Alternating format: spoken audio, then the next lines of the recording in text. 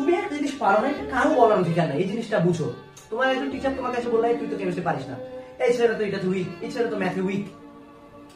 আমার পুরা লাইফে যে কোনো টিচার আমাকে যখন কোনো একটা সাবজেক্ট উইক বলছে, আমি সেই ব্যাপারটা তাকে ভুল প্রমাণ করে দেখাইছি। আমাদেরকে একটা জিনিস বুঝতে হবে যে আমি পারি না, একজন মানুষ পারে না এমন কোনো কাজ নাই, এই জিনিসটা বিলিভ করো। লাইফে কত হাজার হাজার সাকসেসফুল মানুষের জীবনী পড়ছো, মানুষ পারে না এমন কোনো কাজ নাই। তুমি অ্যাজ এ স্টুডেন্ট কোনো একটা সাবজেক্ট পারো না, এটা কখনো হইতে পারে না। আমি ম্যাথে উইক, এবং এটা আমাদের ব্যাচের সবাই জানতো, বাট আমি পড়তেছি কোথায়? বাংলাদেশ প্রকৌশল বিশ্ববিদ্যালয়, অর্থাৎ যেখানে সব ম্যাথের মাথাগুলো পড়ে। তাদের সাথে কম্পিট করে যখন এরকম একটা বিশ্ববিদ্যালয়ে আমি জায়গা করে দিলাম, তখন যে টিচাররা আমাকে বললো যে এই ছেলেটা ম্যাথ পারতো না, তাদের কিন্তু উত্তরটা দেওয়া হলো।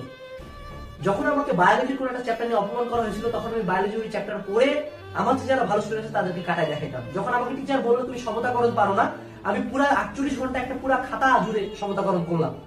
যখন আমাকে মানুষ বললো যে তুমি মেডিকেলে পারবা না, এই আপুকে কাটাইতে পারবা না, আমি দিন রাত করে ওই আপুর চেয়ে বেশি নাম্বার পেলাম। আপু আমার সিনিয়র ছিল। জিনিসটা বুঝতে হবে যে আমাদের মধ্যে এই স্পিরিটটা কেন নাই, যে আমি পারি না একজন বললো ওরে আমি ছাড়ে দিলাম, ও আমার বলছে আমি পারি না, আমি ওরে করে দেখাবো যে আমি পারি। কারণ এই কথাটা বলার অধিকার কখনো কাউকে দিবে না, ইভেন নিজেকেও না, যে তুমি একটা জিনিস পারো না। তুমি পারো না, it's a state of your mind. তুমি তোমার মাইন্ডের মধ্যে অলরেডি ধরে নিছো তুমি এটা পারো না। একটা কথা আছে বিলিফ টু অ্যাচিভ, এই জিনিসটা আমাদের মধ্যে অনেক অভাব। আমরা কখনো বিলিফই করি না, আমাদের মনের মধ্যে কনফিউশন থাকে আল্লাহ 5 আসবে কিনা। তুমি একটু চিন্তা করো, জিপিএ 5 নিয়ে যদি তোমার কনফিউশন থাকে, তুমি কিভাবে আশা করো তুমি বাংলাদেশের টপ ভার্সিটি গুলোতে পড়বা? তুমি যদি একটা সাবজেক্টে পাস করবা কিনা সেটা নিয়ে টেনশনে থাকে, তুমি কিভাবে সেই সাবজেক্টটাতে ভালো করার কথা চিন্তাও করতে পারো? So moral of the story is, ভিডিওটা অনেক শর্ট হবে, বাট একটা খুব ইম্পর্টেন্ট মেসেজ তোমাকে দেওয়ার ট্রাই করতেছি। First of all, don't allow anyone to say you that তুমি এই জিনিসটা পারো না। তুমি পারো, বাট তুমি ট্রাই করতেছো না।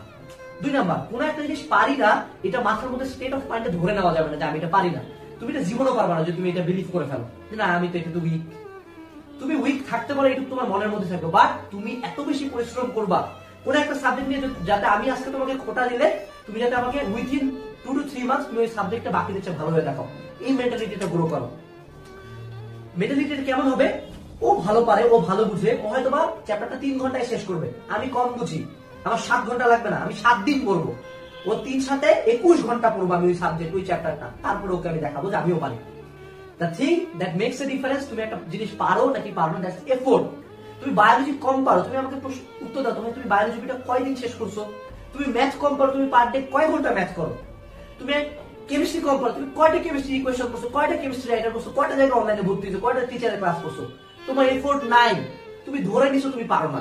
এই জায়গাটা থেকে বের হও। এফোর্ট। কেউ যখন কোনো কিছু বলবে আমি পারি না, এমন এফোর্ট দিব যে ওরে দেখাইতে হবে। মানুষকে দেখানোর রিভেঞ্জফুল মেন্টালিটিটা পড়াশোনার ক্ষেত্রে অনেক বেশি ইম্পর্টেন্ট। লাইফে কতটুকু কার্যকরী তা আমি জানি না, বাট পড়াশোনার ক্ষেত্রে রিভেঞ্জের মেন্টালিটিটা অনেক বেশি ইম্পর্টেন্ট। ঠিক আছে? So that's the message of this video. আমি পারি না, এটা পারো, তুমি ওই অনুযায়ী এফোর্ট দিচ্ছ না।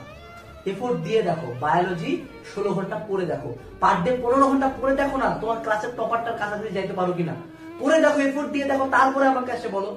তুমি 2টা বছর পাগলের মতো পড়ো না।